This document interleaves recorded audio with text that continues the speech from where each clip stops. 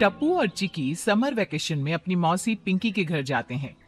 लेकिन भरतपुर गांव का अलग ही अपना कानून है, जहां मर्दों का घर से बाहर जाना मना है। यहाँ औरतें बाहर का काम करती हैं, वही मर्द घर के सारे काम करते हैं। मौसी, आज हम घूमने चलेंगे। गांव देखने का बहुत मन हो रहा है। शहर में ये सब कहाँ जो गांव में है। हरी भरी वादियाँ, ये खेत, ये सब देखने नहीं मिलता। बेटा, तू बाहर नहीं जा सकता है। चिकी को हम कल अपने साथ ले जाकर गांव दिखा देंगे और तुम चिकी से सुन लेना। और इतनी बड़ी खिड़की तो है यहाँ, तुम यहाँ बैठकर भी बहुत कुछ देख सकोगे। नहीं, मुझे देखना है बस। हम यहाँ घूमने आए हैं मौसी। चिक्की घूम सकती है तो फिर मैं क्यों नहीं? मौसी, इसे भी ले चलेंगे तो क्या हो जाएगा? हम सब खूब मजे करेंगे। इतने में ही रूही वहाँ आ जाती है और टप्पू से कहती है, भैया, यहाँ कोई भी लड़का घर से बाहर नहीं निकलता है। देखो, बाबा भी तो घर पर ही रहते हैं ना। लेकिन ऐसा क्यों? कोई तो वजह होगी ना।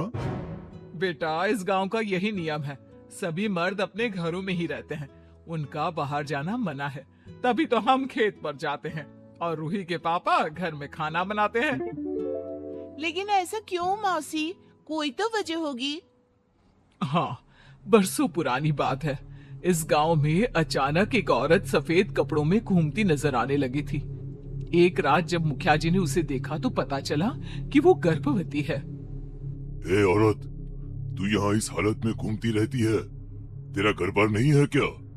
इस गांव के सभी लोगों की जिम्मेदारी मेरी है। मेरा कोई घर नहीं है, मैं विधवा हूँ। ठीक है, आज के बाद तुम मेरे घर पर रहोगे जब तक तुम्हें बच्चे नहीं हो जाते। औरत मुखिया के घर पर रहने लगी। फिर क्या हुआ? गांव के लोग मरने लगे।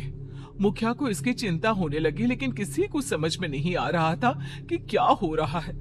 फिर एक दिन मुखिया ने उस विधवा औरत को रात के 2 बजे गांव में देखा और उसके उल्टे पैरों को देख मुखिया की हालत खराब हो गई और वो भाग खड़ा हुआ। वो औरत नहीं, एक चुड़ैल थी।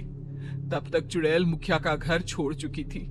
अगले दिन मुखिया ने जाने माने तांत्रिकों को बुलाकर चुड़ैल को इस गांव से निकलवाने को कहा। बाबा रे, मौसी, फिर क्या हुआ? चुड़ैल पकड़ी गई? तांत्रिकों ने किसी तरह उस चुड़ैल को अपने काबू में कर इस गांव से निकाल दिया था। लेकिन तब तक चुड़ैल ने 2 जुड़वा बच्चियों को जन्म देकर इस गांव में छोड़ दिया था। वो दोनों चुड़ैल बहनें बहुत शक्तिशाली हैं, जिन्हें पकड़ पाना बहुत मुश्किल है। दोनों चुड़ैल बहनें जिस मर्द को देख लेती हैं, उनके घर को तबाह कर देती है। वो उस लड़के का रूप धर उसके घर चली जाते हैं और उस घर के सभी मर्दों को मार देती हैं। मर्दों को ही क्यों मारती है? लड़कियों को भी तो मार सकती है। क्योंकि उन्हें लगता है कि उनकी विधवा माँ को मर्दों ने ही यहाँ से निकाला है। वो मर्दों से नफरत करती है। इसीलिए इस गांव के सभी लड़के छुप कर रहते हैं ताकि किसी की भी नजर उस चुड़ैल पर ना पड़े। रात को सभी लोग सो जाते हैं, पर टप्पू को नींद नहीं आती। वो उदास बैठा रहता है। क्या हुआ? तू सो क्यों नहीं रहा? क्या दीदी, मेरा तो पूरा मूड ही स्पॉइल हो गया है। क्या सोचकर आए थे हम यहाँ पर? अब अपने दोस्तों को मैं क्या बताऊंगा? तू चिंता मत कर, मैं हूं ना। इन चुड़ैलों में मैं विश्वास नहीं करती। कल जब मौसी नहीं होंगी और मौसा जी सो रहे होंगे, तब चुपके से हम तीनों निकल जाएंगे। तू हमारी तरह ही तैयार हो जाना ताकि किसी को तुझ पर शक ना हो। सच दीदी, कल हम जाएंगे।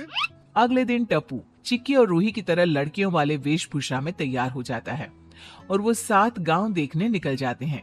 उधर चुड़ैल जुड़वा बहनों को कई दिनों से कोई शिकार नहीं मिला था, इसलिए वो शिकार की तलाश में बेसब्री से बैठी थी। दीदी, किसी लड़के की खुशबू आ रही है। बहुत दिनों से कोई लड़का दिखाई नहीं दिया।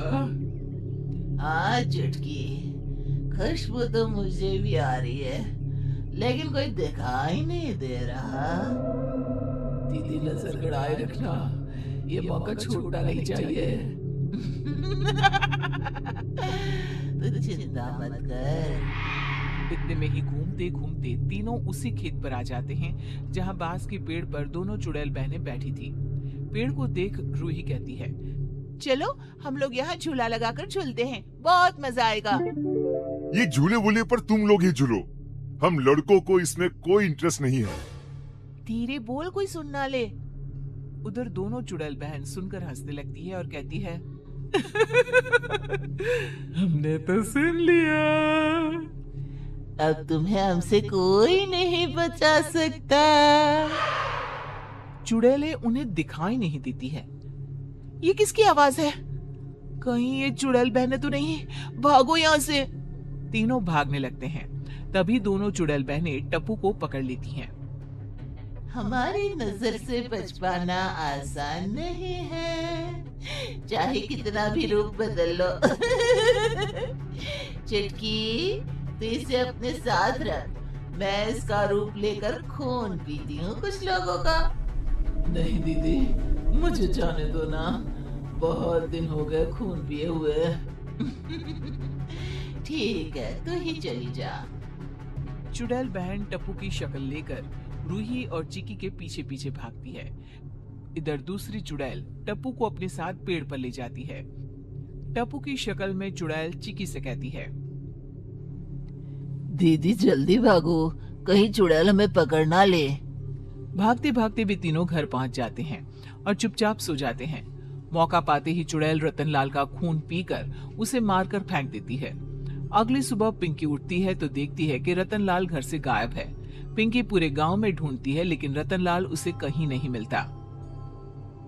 कहीं ये सब चुड़ैल बहनें तो नहीं कर रही? रूही, हमें सब कुछ मौसी को बता देना चाहिए। इधर चुड़ैल मौका पाकर पड़ोस के घर में टप्पू की शक्ल लिए खेलने के लिए घुस जाती है। इस बार तो लगता है पूरा गांव ही खा जाऊंगी। फिर उस घर के किसी लड़के की शक्ल ले लेती है और घर के सभी मर्दों का खून पीकर उन्हें मार देती है। एक एक करके चुड़ैल कई घरों के मर्दों को मार देती है। गांव में कई औरतें विधवा हो जाती हैं और एक दिन वो घर के बाहर आकर रोने लगती है। औरतों के रोने की आवाज सुनकर पिंकी बाहर निकलकर देखती है। क्या हुआ? ये रो क्यों रही है? अरे क्या करेगी बेचारी, चुड़ैल बहनों के हत्थे चढ़ गए इनके घर वाले। वो जुड़वा बहनें वापस आ गई हैं। क्या कहीं मेरे पति का भी यही हाल तो नहीं हुआ? पिंकी रोने लगती है और तभी चिक्की सभी के सामने आकर सारी बात बता देती है। गांव वाले चिक्की और रूही पर भड़क जाते हैं। आप लोग चिंता मत कीजिए, इन दो चुड़ैल बहनों को तो हम जुड़वा बहनें खत्म करके रहेंगी। बस इन्हें खत्म करने की तरकीब पता चल जाए। चिक्की गांव की एक बूढ़ी औरत के पास जाती है और चुड़ैल बहनों को खत्म करने की तरकीब पूछती है। बेटा, ये लोगों को मारने का एक ही रास्ता है। भोले बाबा की मूर्ति इनसे छुआ दी जाए तो ये खत्म हो जाएंगी। ठीक है अम्मा। चिक्की और रूही लड़के की तरह तैयार हो जाते हैं और अपने हाथों में एक छोटी सी शिवलिंग रख लेते हैं और उसी खेत पर चले जाते हैं। दोनों चुड़ैल बहनें लड़कों को देखकर पगला जाती है। दीदी, अब इस टप्पू की हमें जरूरत नहीं है। आज शिकार खुद चलकर आया है हम दोनों के पास। अब इन दो लड़कों की शक्ल में हम गांव के घरों में घुस जाएंगे।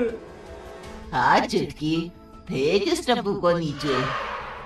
चुड़ैल बहनें टप्पू को नीचे गिरा देती है और टप्पू चिल्लाते हुए बिचाली पर गिर जाता है। टप्पू की आवाज सुन चिक्की और रूही पेड़ की ओर भागते हैं। तभी चुड़ैल बहनें उनके सामने आकर खड़ी हो जाती हैं। लगता है गांव में तुम नए आए हो, तभी किसी ने तुम्हें यहाँ के बारे में नहीं बताया। अब आ गए हो तो जाओगे नहीं बच के। चुड़ैल बहनें उन दोनों को मारने के लिए तैयार होती ही हैं। तभी मौका पाते ही चिक्की और रूही अपने हाथों की शिवलिंग उनके माथे पर रख देती हैं और दोनों भस्म हो जाती हैं। चिक्की टप्पू को वापस ले जाकर पिंकी के पास चली जाती है। पूरा गांव चिक्की और रूही की तारीफ के पुल बांध देता है और उनकी वाहवाही करता है और चिक्की वापस शहर लौट आती है टप्पू के साथ।